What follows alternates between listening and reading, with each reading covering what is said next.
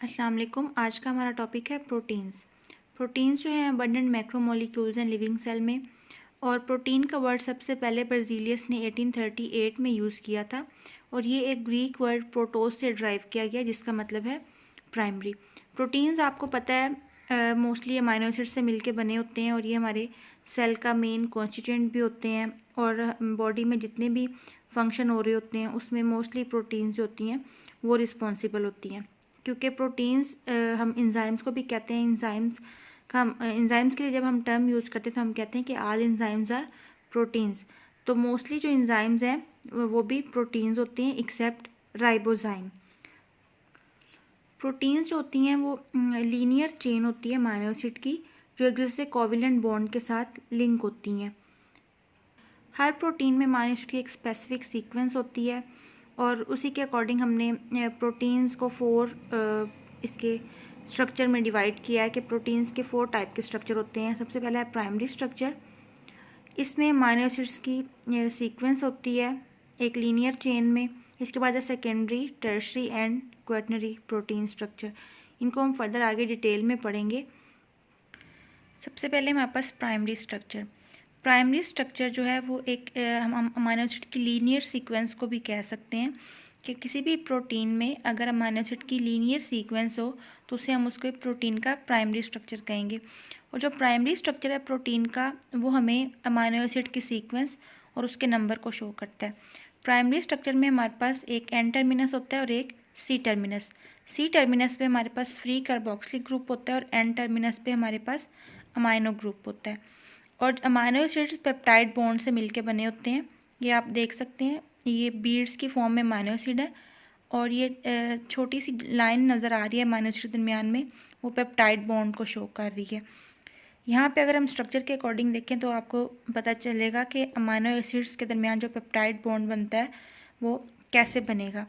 ये हमारे पास peptide bond है, एक अमाइनो एसिड का कार्बोक्सिलिक ग्रुप और दूसरे अमाइनो एसिड का अमाइन ग्रुप, उनके दरमियान में जो बॉन्ड बनेगा उसे हम कहेंगे पेप्टाइड बॉन्ड। इसमें अगर हम एक एग्जांपल ले लें, सिंपल एग्जांपल हम हेमोग्लोबिन के ले लें। जो हेमोग्लोबिन है वो 574 अमाइनो एसिड से मिलके बने होते हैं और उसमें 4 चेन्स होती हैं अमाइनो एसिड की, 2 alpha and 2 beta chains. Her alpha chain में 141 अमाइनो एसिड होते हैं और हर बीटा चेन में 146 अमाइनो एसिड होते हैं। नेक्स्ट है हमारे पास secondary structure. Secondary structure protein का वो स्ट्रक्चर होता है जो तब बनता है जब कॉइलिंग और फोल्डिंग होती है पॉलीपेप्टाइड चेन्स की, उसे हम कहते हैं सेकेंडरी स्ट्रक्चर।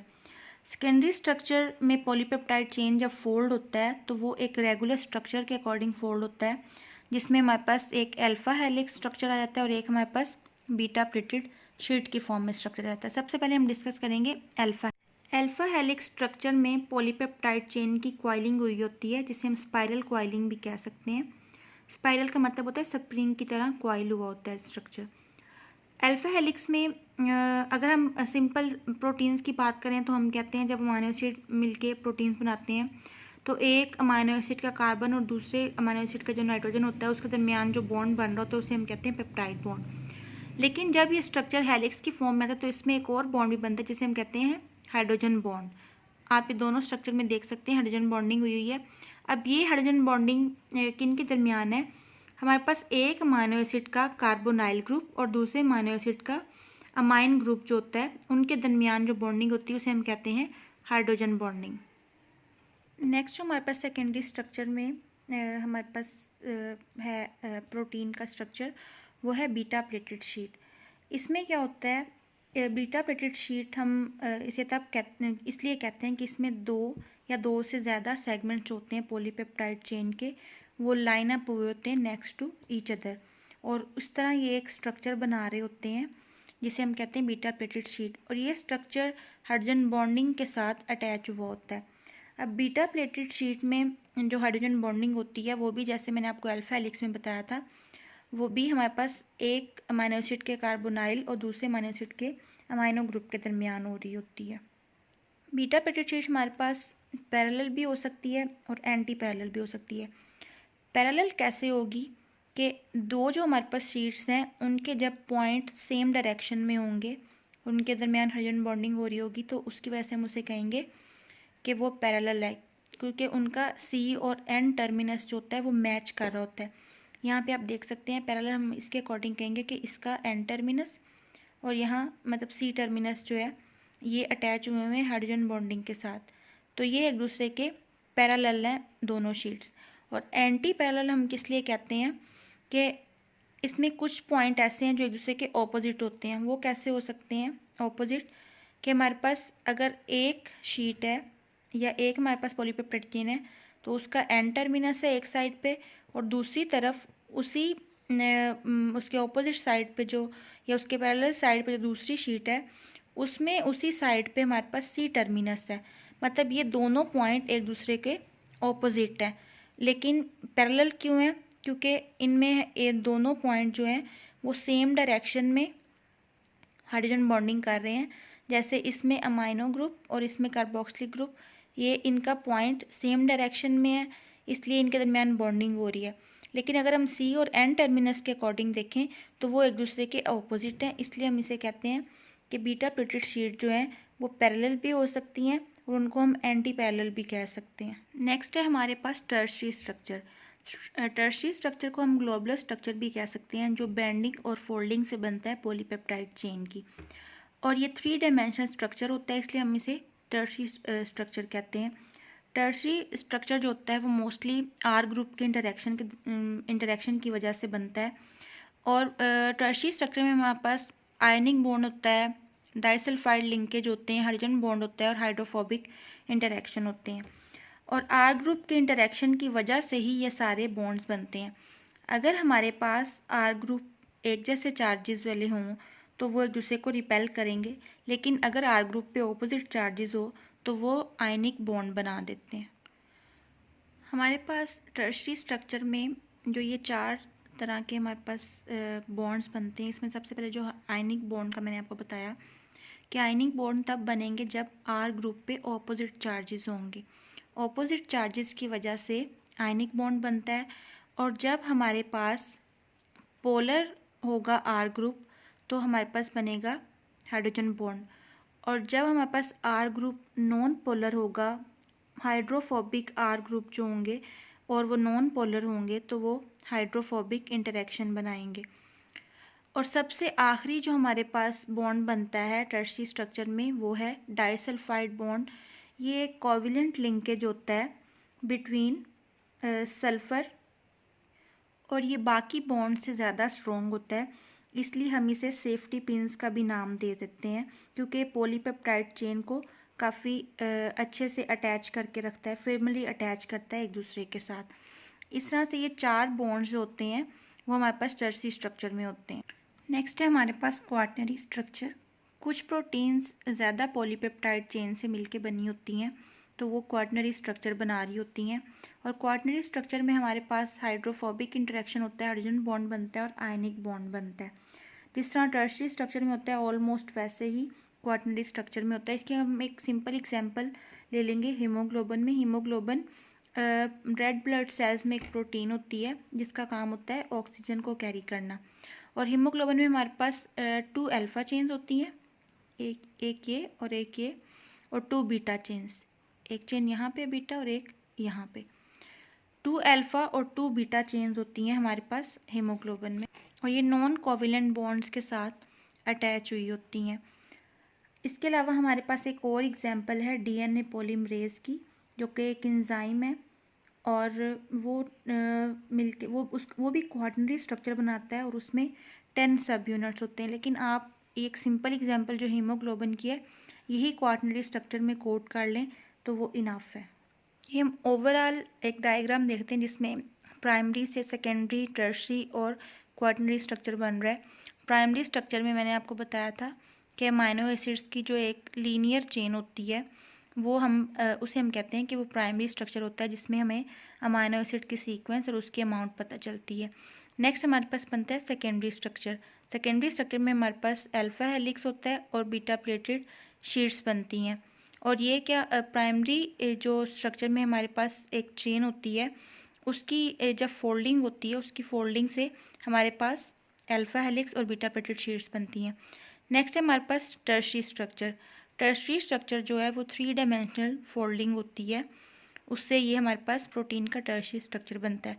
नेक्स्ट हमारे पास आ जाता है quaternary protein structure. Quaternary protein structure में क्या होता है कि जब एक से ज़्यादा अमीनो एसिड्स चेंज होंगी तो उस प्रोटीन में हमारे पास क्वाटर्नरी स्ट्रक्चर बन जाएगा। इसकी एग्जांपल मैंने आपको हीमोग्लोबिन की दी थी और डीएनए पॉलीमरेज की। अब हम देखेंगे प्रोटीन्स की क्लासिफिकेशन। प्रोटीन को किस बेस पे क्लासीफाई किया जाता है। फर्स्ट जो क्लासिफिकेशन है हमारे पास वो हम उसके फंक्शन की बेस पे करते हैं, और फंक्शन की बेस पे जो प्रोटीन की क्लासिफिकेशन होती है उसमें हमारे पास 7 टाइप्स है प्रोटीन्स की। फर्स्ट टाइप है हमारे पास कैटालिटिक प्रोटीन्स, जिनको हम एंजाइम्स का नाम भी देते हैं। इसमें हमारे पास एग्जांपल आ जाती है ग्लूकोकाइनेज, ट्रांसअमाइनेज, डिहाइड्रोजिनेज। ग्लूकोकाइनेज आप लोग एंजाइम्स में पहले भी पढ़ते आ रहे हो कि जो काइनेज का वर्ड है वो कहाँ यूज़ होता है। काइनेज ऐसे एंजाइम्स होते हैं जो किसी भी फंक्शनल ग्रुप को ट्रांसफ़र करते हैं, और ट्रांसअमाइनेज जहाँ पे ये वर्ड आ जाए ट्रांसअमाइनेज का, ये वो वाले एंजाइम होते हैं जो ट्रांसफ़र करते हैं अमाइन ग्रुप को। और डिहाइड्रोजिनेज का वर्ड जहाँ आ जाए किसी भी एंजाइम के साथ, तो वहाँ पे हमारे पास होगा डिहाइड्रोजनेशन का प्रोसेस। तो जो फर्स्ट टाइप है हमारे पास प्रोटीन्स की वो कैटालिटिक प्रोटीन्स हैं, जिनको हम एंजाइम्स भी कहते हैं, और ये प्रोटीन्स जो हैं वो एंजाइम की तरह काम करती हैं। इसमें एग्जांपल आपने देख लिया glucokinase, ट्रांसमाइनेज and dehydrogenase. Second type है हमारे पास ट्रांसपोर्ट प्रोटीन्स। ये जो प्रोटीन्स है ये मोस्टली इन्वॉल्व होती हैं ट्रांसपोर्टेशन के प्रोसेस में। इसमें सबसे पहले हमारे पास एग्जांपल है हीमोग्लोबिन की। हीमोग्लोबिन का आपको पता है कि वो हमारी बॉडी में ऑक्सीजन को ट्रांसपोर्ट करती है, उसको कैरी करती है और उसकी ट्रांसपोर्टेशन में हेल्प करती है। सेकंड है हमारे पास ट्रांसफेरिन प्रोटीन्स। ट्रांसफेरिन प्रोटीन्स का काम होता है आयरन की ट्रांसपोर्ट करना। ये जो प्रोटीन होती है ये ग्लाइकोप्रोटीन है ब्लड प्लाज्मा में, और ये ट्रांसपोर्ट करती है आयरन को through blood to various tissue. और वो टिश्यूज़ कौन से हैं, उसमें लीवर, स्प्लीन और बोन मैरो आ जाएगा। इसके बाद हमारे पास इसकी एग्जांपल है एल्ब्यूमिन। एल्ब्यूमिन जो प्रोटीन है हमारे पास ये लीवर में बनती है, और एल्ब्यूमिन प्रोटीन का काम क्या होता है कि इसने ट्रांसपोर्ट करना होता है डिफरेंट सब्सटेंसेस को, जिसमें हमारे पास bilirubin, fatty acids, metals, ions और हार्मोन्स वगैरह आ जाएंगे। नेक्स्ट है हमारे पास स्टोरेज प्रोटीन्स। स्टोरेज प्रोटीन्स जो होती हैं ये मोस्टली क्या काम करती हैं, ये किसी भी चीज़ को स्टोर करने के लिए यूज़ होती हैं। इसमें आप हमारे पास सबसे पहली एग्जांपल है एपोफेरिटिन।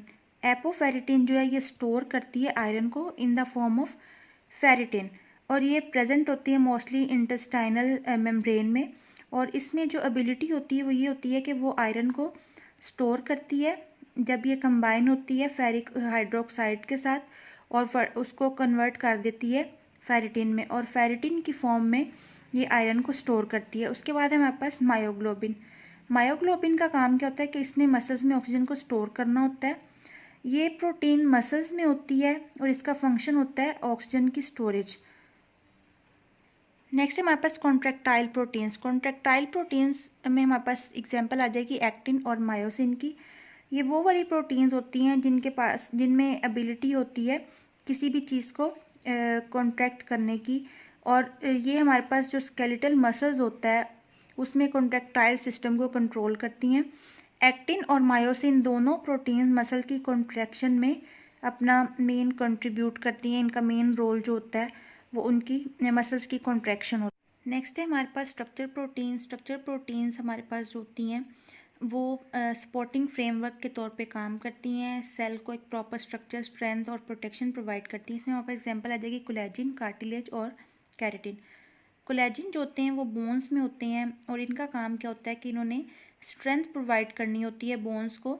और स्किन में इनका काम क्या होता है, स्किन को स्ट्रेंथ और स्किन में इलास्टिसिटी जो होती है उसको मेंटेन करना होता है कोलेजिन ने।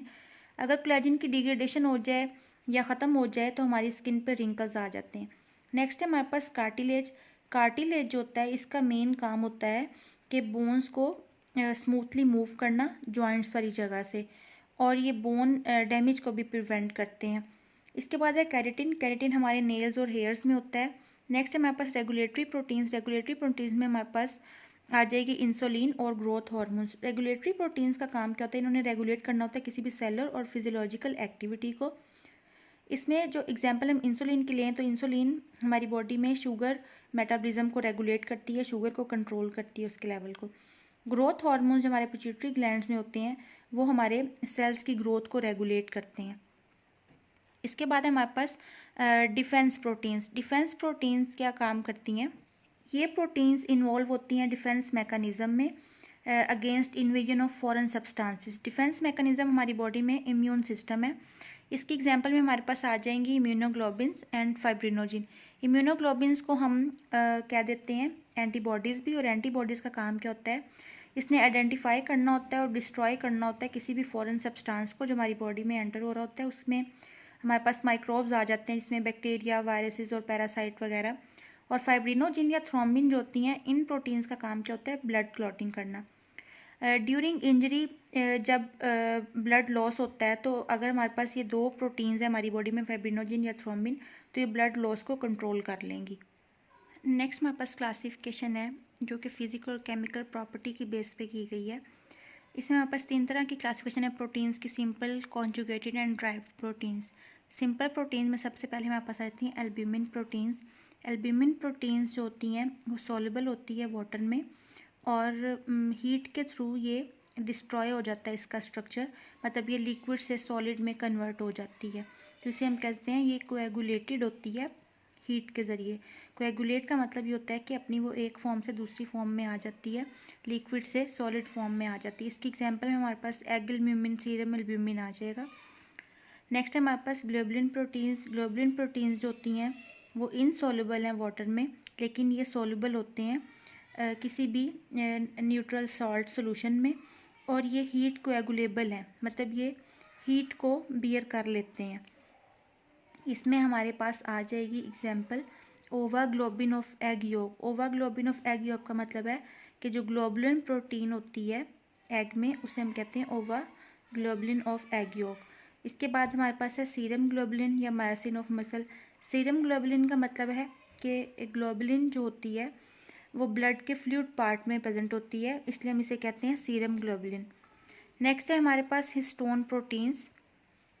हिस्टोन प्रोटीन्स जो होती हैं वो सोलेबल होती हैं वाटर में, लेकिन ये हीट कोएगुलेटेड नहीं होती, मतलब ये हीट को बियर नहीं कर सकती हैं, हीट की वजह से ये डिस्ट्रॉय हो जाती हैं, एक फॉर्म से दूसरी फॉर्म में कन्वर्ट हो जाती हैं। जो स्टोन प्रोटीन्स होती हैं ये रिच होती हैं अमाइनो एसिड्स में, मतलब ये ज़्यादा अमाइनो एसिड्स के साथ मिलके बनी होती हैं। और इसमें हमारे पास जो एग्जांपल आ जाएगी वो है न्यूक्लियर प्रोटीन्स। नेक्स्ट हमारे पास जो टाइप है वो है कॉन्जुगेटेड प्रोटीन्स। कॉन्जुगेटेड प्रोटीन्स वो प्रोटीन्स होती हैं जिसमें एक सिंपल प्रोटीन किसी नॉन प्रोटीन सब्सटेंस के साथ मिले और उस नॉन प्रोटीन सब्सटेंस को हम कहते हैं प्रोस्थेटिक ग्रुप। तो ऐसी प्रोटीन्स जिसमें प्रोटीन पार्ट भी और नॉन प्रोटीन पार्ट भी उसे हम कहते हैं कॉन्जुगेटेड प्रोटीन। उसमें सबसे पहली टाइप है हमारे पास न्यूक्लियो प्रोटीन्स। न्यूक्लियो प्रोटीन्स जो होती हैं वो सिंपल बेसिक प्रोटीन्स के साथ मिलके बनी होती हैं। उन प्रोटीन में आती है हिस्टोन या प्रोटामाइंस, और इसमें हमारे पास जो प्रोस्थेटिक ग्रुप होता है वो होता है न्यूक्लिक एसिड जिसमें आरएनए या डीएनए आ जाता है।